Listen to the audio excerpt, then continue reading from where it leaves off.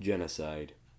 The deliberate and systematic extermination of a national, racial, political, or cultural group. In other words, a really bad idea. The word genocide comes from the two Latin roots geno and cide. Geno meaning race, kind, line of descent, origin, or creation, and cide meaning to cut down or kill.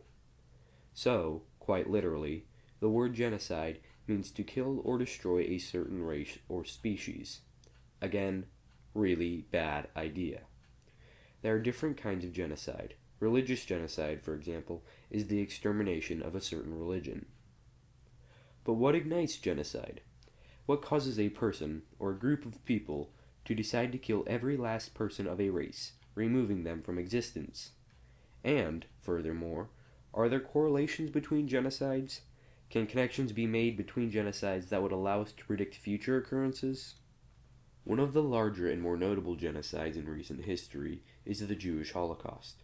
Back in the 1930s, after World War I, Germany was in a state of poverty after their defeat. An Austrian politician by the name of Adolf Hitler rose up from the masses and envisioned a better Germany. As part of his vision, he blamed the Jewish population for Germany's problems. As the German nation was under pressure from its depression, ideas were generated and cultivated that would advocate the idea of euthanization of the incurable mentally and physically disabled as a cost-saving measure to free up money to care for the curable. Hitler, whom openly hated the Jewish population, used this idea to help create an image of the Jews being an inferior race and the cause of all Nazi problems. The Jewish people were used as a false scapegoat to alleviate the Germans of their issues. But why the Jews? Why were they the scapegoat? Because Hitler.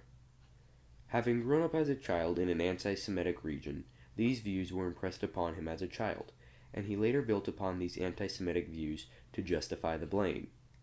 It is clear that Hitler was a little wrong in the head, but from what is still a mystery. There have been many claims as to what diseases he had contracted or conditions he suffered from, but as he died over 60 years ago and his body was burned, there is no official report as to what aggravated him. It is, though, commonly accepted that he was mentally unfit.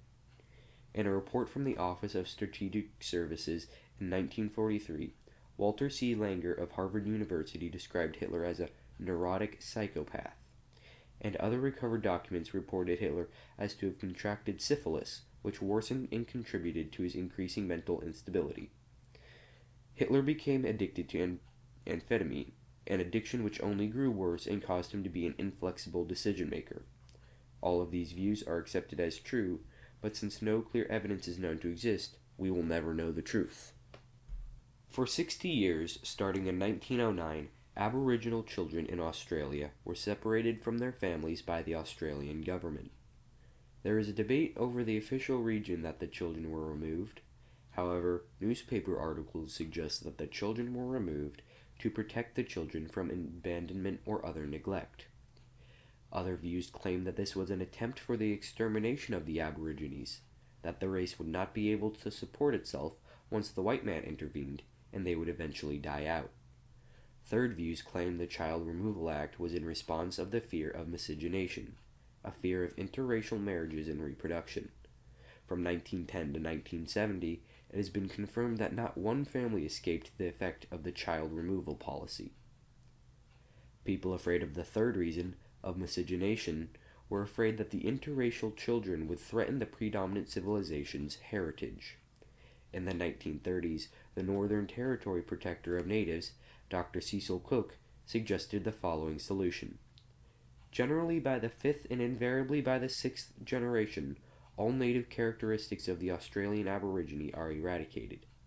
The problem of our half-castes will quickly be eliminated by the complete disappearance of the black race, and the swift submergence of their progeny in the white. Dr. Cook basically said that the white characteristics, being better, would inevitably trump the Aborigine traits, given enough time. The Australians, based on racist thinking and racial persecution, ignited what is called the Stolen Generation, and, while it was not called a genocide, was an attempt to remove the Aborigine race from all significant representation in the Australian landscape. In February 1988, an Iraqi president and his cousin headed a genocidal campaign against the Kurdish people and all other non-Arabs in northern Iraq. The president, Saddam Hussein, and his cousin, Ali Hassan al-Mihad, launched an attack against the Kurds and other minority groups in northern Iraq, including the poor Jews. The genocide was also listed as gendercidal, as most of the 182,000 people were killed were battle-ready men. Al-Anfal, as the operation was called, was named after the Quran's chapter upon it, and it means literally the spoils of war.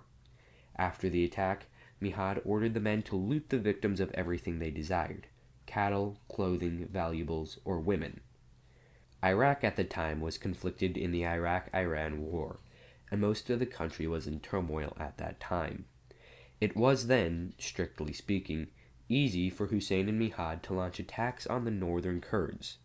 Being gender specific, most of the people killed were men ranging from teenagers to middle age, the most likely identity to rebel against the Iraqi military. Hussein was not confirmed insane, although many predictions and hypotheses had surfaced.